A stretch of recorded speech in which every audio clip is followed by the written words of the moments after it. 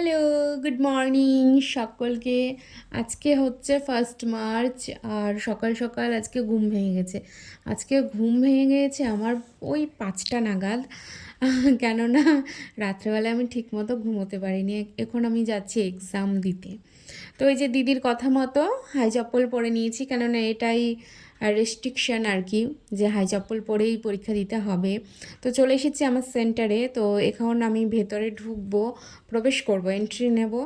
তো এই যে পরীক্ষা দিয়ে বাইরেও চলে এসেছি। আর বাইরে আসার পরে আমি ওই রসমালাই খেয়েছি, তারপরে আমি চলে এসেছি বাড়ি।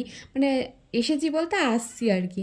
তো এটা ছিল আমার এসএসসি গ্রুপ ডি এর এক্সাম। তো আজকে আমাকে বাবা নিয়ে গেছিলো এবং বাবা নিয়ে এসেছে। তো বাবার সাথে গিয়েছিলাম আমি। তো এখন বাড়ি ফেরার পথে, আর আজকে আমি ঠিক করেছি যে বাড়ি থেকে মানে এক্সাম দিয়ে আসার পথে আমি বিরিয়ানি নিয়ে আসবো, দিয়ে আমি বাড়িতে বিরিয়ানি খাবো। তো আমার এক্সাম আজকে হয়েছে, ভালোই হয়েছে।